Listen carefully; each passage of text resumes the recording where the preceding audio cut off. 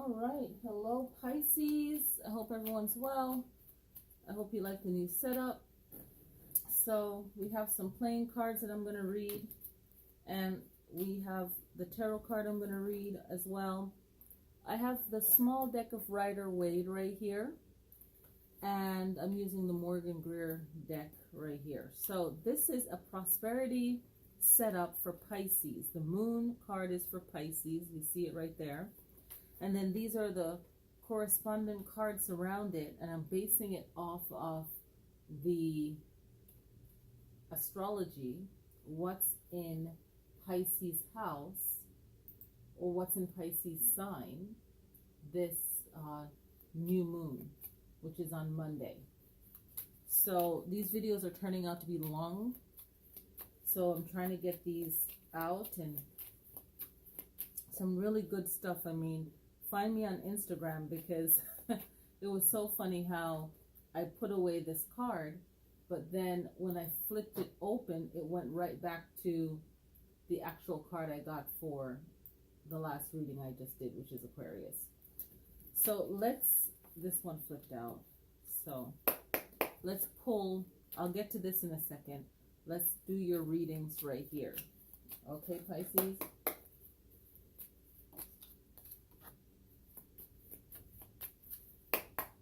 Everything's jumping out. All right, here we go. So we have the Emperor, Ace of Swords. People like to write these down whenever I do readings. Knight of Pentacles. The Hangman is upside down. Okay. So the Magician, the Devil, King of Rods or King of Wands, Eight of Pentacles, okay, Seven of Swords, Four of Pentacles, Four of Cups, and Four of Staves. Okay, so these are all 12, okay? So you have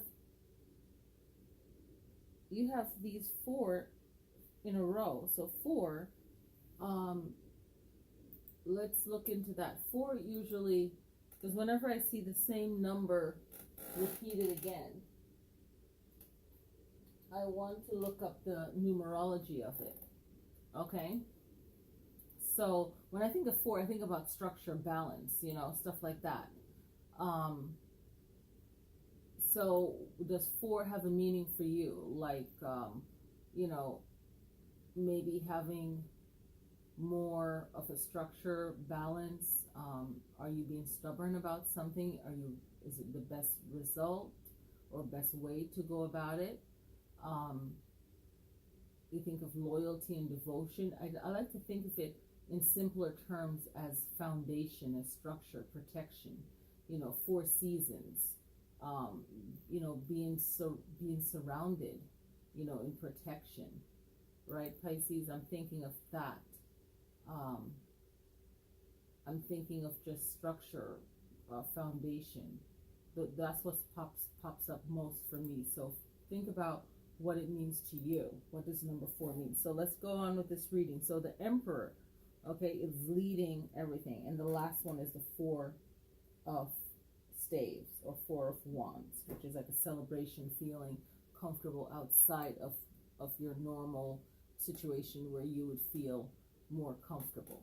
Okay, so stepping out of that comfort zone and, you know, feeling more worldly, if you will. Okay, so the main message for this is really knowing where you're going, or feeling like you're in control of where you live or where you are, and really taking responsibility, leadership to change things. Maybe some things you have to really have a fight about it, a battle about it, and maybe you don't want to really look at it in a positive way. Maybe you feel like it's time for you to manifest things and fight back, and to really put yourself first, and really maybe going out on your own to do things, not taking on so many people or responsibilities, and just working at what you know that you do best, to help dig you out of the situation you're in. Be mindful of not getting your things stolen or things borrowed and not returned to you.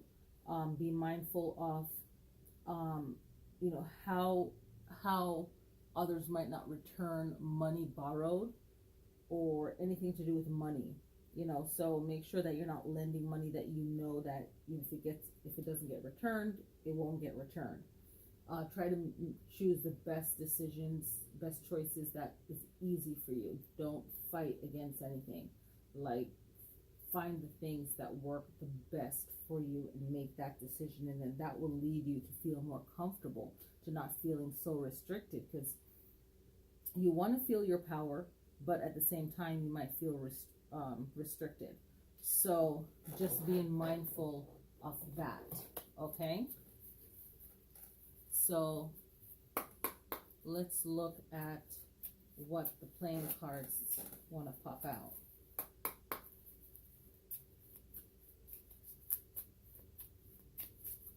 So I'm pulling this, and some of these cards have things written on them, some of them don't. So I just want you guys to be aware of that. Okay, so just give me a second.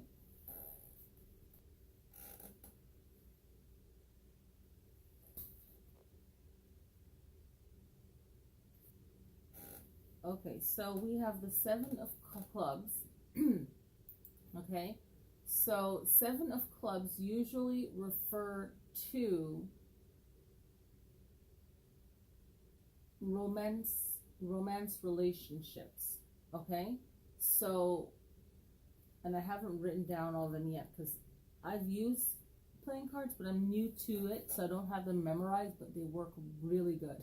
So it's more of a feeling trapped or confined in regards to relationships, and relationships meaning a romantic relationship. Okay, and the only place where I see this in the card is in the last one, right? I see it in the Four of Staves. Wanting to move forward where you don't feel restricted, so you can feel more free, more open. Okay, so working through whatever you feel is a misunderstanding, especially with the Hangman, not seeing each other's sides or not seeing eye to eye, because the Hangman is in reverse. Okay, and then you have the Devil card, which could mean addictions, if you're reading this for a love type of relationship, something that has more, not having control over something as you should. Okay, and at the worst case, the Seven of Swords, someone stealing from you, taking from you, not giving as much as they should, money issues with the Four of coins.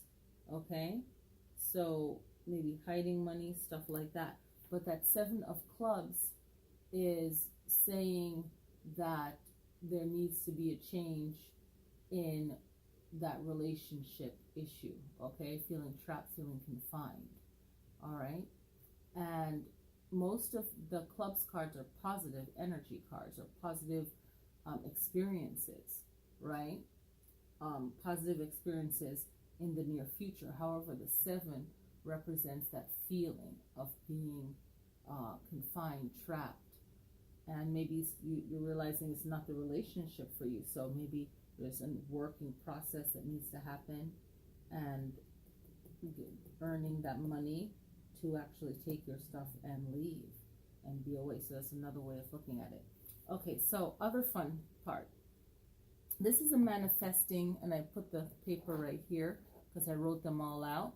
So Monday coming up is going to be the new moon in Aquarius. So we have Neptune in Pisces, we have Chiron in Pisces, and we have the 10th house.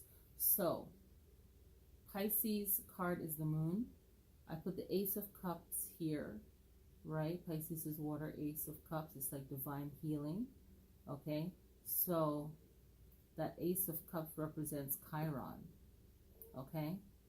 And then the Queen of Cups represents healing, just like Chiron, all right? Again, the moon is a Pisces. Now, Neptune is the Hangman. And funny enough, you have the Hangman here. Right here, you have the Hangman. So I put the Hangman here on the manifesting. And then, of course, the moon card also, well, the High Priestess represents goes along with the moon card, okay? So the High Priestess goes along with the moon card right here, all right? Now, the Six of Pentacles, or Six of, actually this is the Six of Cups. So the Six of Cups is looking at what he wants. And actually that's not what I wanted to go there. That's the Six of Cups. So I wanted the Six of Pentacles, which I was having a hard time finding that, which was really irritating.